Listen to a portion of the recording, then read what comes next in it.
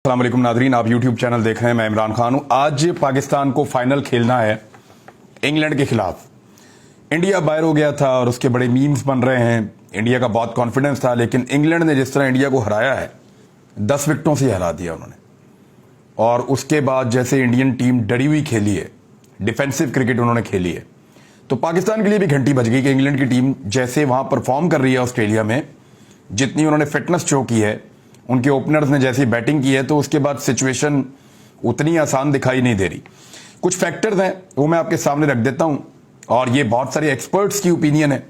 मैंने खुद जिंदगी में क्रिकेट के अलावा और किया क्या है, बहुत कुछ क्रिकेट के बारे में इसको देखा, इसको खेला, बहुत सारे जिंदगी का एक हिस्सा इस पर गुजार दिया। तो पाकिस्तान में तो सभी एक्सपर्ट्स हैं, लेकिन जो एक्सपर्ट ओपिनियन है, बहुत सारी इंफॉर्मेशन इकट्ठी करके मैं आपके सामने रख देता हूं। जो मुझे समझ आती है, इसमें टॉस का बड़ा इंपॉर्टेंट रोल होगा इस मैच में। सबसे पहले तो आप ये देखें, बारिश का इम्कान जो आज का दिन है, यानी संडे का दिन है, संडे के दिन बारिश का इम्कान जो है वो 80 से 90% है। अगर आज मैच खेला गया तो इम्कानात बहुत कम हैं कि मैच मुकम्मल हो सके, और अगर मैच मुकम्मल नहीं हुआ, मैच अधूरा रह गया, तो फिर भी दोनों टीमें कम से कम 10 ओवर खेलेंगी तो मैच को मुकम्मल तस्वुर किया जाएगा। फर्ज करें अगर 10-10 ओवर्स का भी मैच हो जाता है, 12-12 ओवर्स का भी हो जाता है, तो एक टीम ने 12 ओवर खेल लिए और दूसरी टीम अगर 8 ओवर्स खेल पाई और बारिश हो गई, या 9 ओवर्स खेल पाई और बारिश हो गई, तो फैसला नहीं होगा। मैच का फैसला तभी होगा जब दोनों टीमें कम से कम 10 ओवर खेल चुकी होंगी। तो आज के दिन में थोड़े इम्कानात कम है, लेकिन अगर हवा चलती है और मौसम बदलता है और थोड़ा सा बीच में 1-1.5 घंटा निकलता है, तो फिर मैच का फैसला भी हो सकता है। अब 80 से 90% इम्कानात आज के हैं, और कल अगर मैच हो जाता है, एक दिन उन्होंने एक्स्ट्रा रखा है बारिश के पेश नजर फाइनल के लिए, कि अगर संडे को नहीं होता तो मंडे को रख लेते हैं, और मंडे को रखने के लिए फिर घंटों की तादाद बढ़ा दी गई है। यानी नॉर्मली मैच वहां पे 1-1.5 बजे शुरू होता है, तो यहां पे पाकिस्तान में 1-1.5 बजे शुरू होता है वहां के टाइम के मुताबिक, तो ज्यादा घंटे बढ़ा दिए गए हैं। अगर मंडे को मैच होगा तो सुबह 9 बजे से उन्होंने टाइम, पाकिस्तान टाइम के मुताबिक सुबह 9 बजे से उन्होंने इन कर दिया है। तो ज्यादा घंटे होंगे तो ज्यादा इम्कान होगा मैच मुकम्मल होने का। मंडे को मैच मुकम्मल होने के इम्कानात बहुत ज्यादा हैं। उसकी वजह यह है कि 30 से 40% बारिश का इम्कान है, और वहां पे बारिश नहीं है, यानी शावर है, यानी बिल्कुल रिमझिम किस्म की बारिश है, और वो है मंडे वाले दिन। तो मंडे को ज्यादा इम्कान है कि आपका मैच मुकम्मल हो जाए, और घंटे भी इसलिए ज्यादा रखे गए हैं कि उनमें से 2.5-3 घंटे निकल आएंगे और मंडे को मैच मुकम्मल हो जाएगा। अब अगर मैच आज होता है या मंडे को होता है, तो दोनों में बारिश की जो वजह से जो फैक्टर्स हैं, उनमें सबसे इंपॉर्टेंट फैक्टर है टॉस। जो भी टीम टॉस जीतेगी, मेरे ख्याल में वो कोशिश करेगी कि मुखालिफ टीम को बैटिंग करवाए और खुद पहले बॉलिंग करे। खुद पहले बॉलिंग करेंगे और दूसरी टीम को बैटिंग करवाएंगे, तो उसमें बहुत सारे फायदे होंगे, क्योंकि उसमें जो डीएलएस का मेथड है, उसकी वजह से बड़ा फायदा होता है दूसरे नंबर पर खेलने वाली टीम को।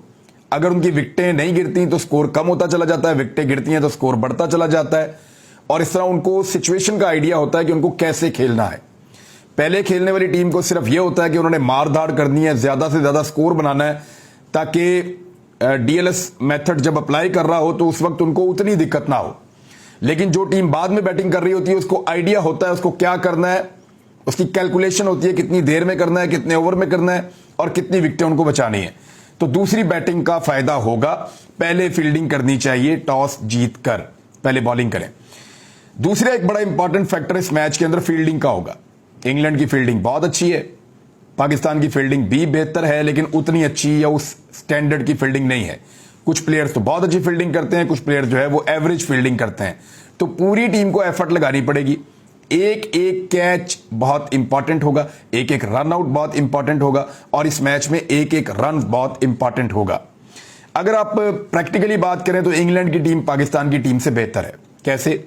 देखें, ये T20 का मैच है, इसमें एक तो फिटनेस की बात है, तो फिटनेस लेवल के ऊपर आप जाएं तो इंग्लैंड के प्लेयर्स की फिटनेस लेवल बहुत अच्छी है, और वो उन कंडीशंस में बहुत खेलते रहे हैं, तो वो उसमें पाकिस्तान से बेहतर है।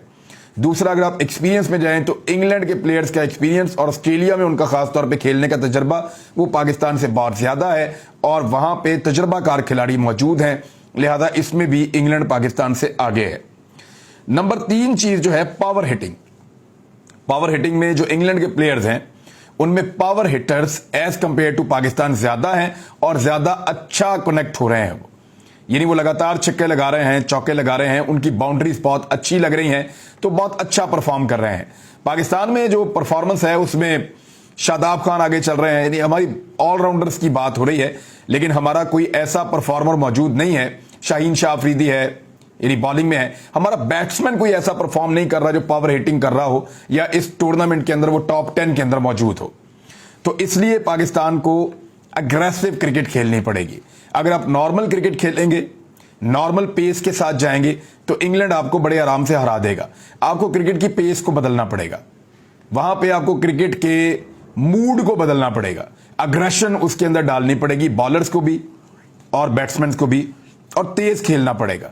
स्पिन को आप इंग्लैंड के खिलाफ अच्छा इस्तेमाल कर सकते हैं।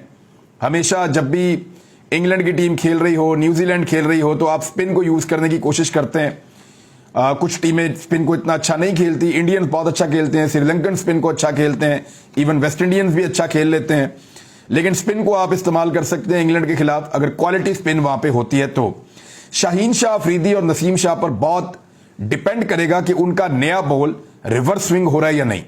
अगर तो उनका बॉल वापस अंदर आ रहा है और रिवर्स स्विंग हो रहा है उस विकेट के ऊपर इन कंडीशंस में नया बॉल, तो याद रखिएगा इसका बहुत फायदा होगा पाकिस्तान को। और शुरू में अगर इंग्लैंड की विकेटें गिरती हैं तो इंग्लैंड के कदम लड़खड़ा सकते हैं।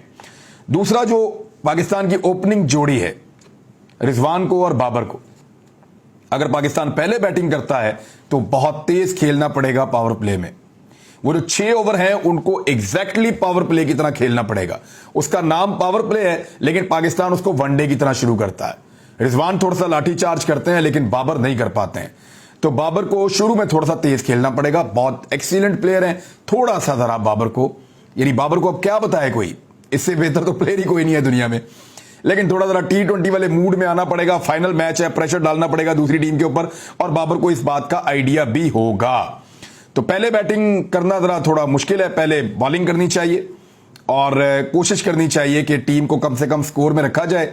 और अगर दूसरी बैटिंग में बारिश भी आती है तो फिर DLS को दिमाग में रखते हुए, कैलकुलेटर्स को हर वक्त इस्तेमाल करते हुए, बड़े तरीके से जो है वो पाकिस्तान को इस फाइनल को जीतने की प्लानिंग करनी पड़ेगी। नॉर्मल क्रिकेट में आप इंग्लैंड से नहीं जीत सकते उन कंडीशन में। आपको इस मैच को एक एबनॉर्मल मैच के अंदर कन्वर्ट करना पड़ेगा, यानी आपको इस क्रिकेट को उसका मूड तब्दील करना पड़ेगा, एनवायरमेंट तब्दील करना पड़ेगा, इसके अंदर अग्रेशन भरनी पड़ेगी, बॉलर्स को थोड़ा अग्रेसिव होना पड़ेगा, फील्डिंग को अग्रेसिव होना पड़ेगा, थोड़ा सा चढ़ के खेलना पड़ेगा, बैट्समैन को थोड़ा चार्ज करना पड़ेगा, थोड़ा सा क्रिकेट का मूड तब्दील करेंगे तो फिर इंग्लैंड के ऊपर इंपैक्ट आएगा। देखिए न्यूजीलैंड डरा हुआ खेल रहा था, उसकी वजह से न्यूजीलैंड हार गया। पाकिस्तान को डरा हुआ नहीं दिखना, ना डरा हुआ खेलना है। आ जाए रूटीन की कुछ खबरों की तरफ। एक खबर मेरे पास आई है कि अरशद शरीफ शहीद भाई की वालदा को पोस्टमार्टम रिपोर्ट जो है वो हवाले कर दी गई है, पुलिस के जरिए से हवाले की गई है। इसकी तफसीलात हम आपको शेयर कर देंगे, लेकिन इतने दिनों के बाद पोस्टमार्टम रिपोर्ट शेयर करना, मीडिया का इतना शोर मचाने के बाद पहले उसको मीडिया में लीक कर दिया गया, अब उसकी भी एक इंक्वायरी करवाई जा रही है, तो ये जानबूझकर केस को खराब करने की कोशिश थी। अब जो पाकिस्तान में पोस्टमार्टम रिपोर्ट आई है उसमें जराए के हवाले से खबरें तो दी जा रही हैं, लेकिन जो तफसीली खबर है वो मैं आपके साथ शेयर करूंगा कि यहां पे टॉर्चर के बारे में क्या कहा जा रहा है, क्या वाकई कहा जा रहा है कि 3 घंटे तक टॉर्चर हुआ, और कितना डिफरेंस है दोनों पोस्टमार्टम रिपोर्ट्स के अंदर। तो जब एक्सपर्ट्स देखेंगे, डॉक्टर्स देखेंगे, फिर हमें आइडिया होगा। इसके ऊपर हम काम कर लेते हैं, फिर आपके साथ शेयर कर लेंगे। एक और खबर मैं आपको देता हूं कि अमरीकी जो नायब वजीर खारजा हैं डोनाल्ड लू, ये अमरीकी वजीर खारजा, नायब अमरीकी वजीर खारजा हैं, और इन्हीं का जिक्र इमरान खान साहब अपने जलसों में करते रहे हैं। डोनाल्ड लू ने ही वो मुलाकात की थी जिसका साइफर आया था पाकिस्तानी सफीर की जानिब से। तो डोनाल्ड लू से जब इमरान खान साहब के बारे में इंटरव्यू में सवाल किया गया तो उन्होंने बात करने से इनकार कर दिया, उन्होंने इस पर बात नहीं की। देखिए इसकी कुछ रीजंस हैं। एक तो डोनाल्ड ट्रंप वहां पे वापस आ रहे हैं बहुत ताकत के साथ। अमेरिका में जो डोनाल्ड ट्रंप की पार्टी है वो ऐसा लगता है कि अगले इंतखाबात जीत जाएगी, क्योंकि अभी हालिया इंतखाबात में उन्होंने जो बाइडन से बहुत बेहतर परफॉर्म किया है और पूरे अमेरिका के नक्शे के ऊपर नीला नहीं लाल दिखाई दे रहा था। तो इससे पता चलता है कि डोनाल्ड ट्रंप अक्सरियत के साथ अगले इंतखाबात में अमरीकी सदर बन जाएंगे। और जो बाइडन के इमरान खान साहब से इख्तलाफात और मामला तो हैं, और वो सारी दुनिया ने देख लिए कि उन्होंने नापसंदीदगी का इजहार किया, लेकिन डोनाल्ड ट्रंप बिल्कुल मुख्तलिफ तरीके से सोचते हैं।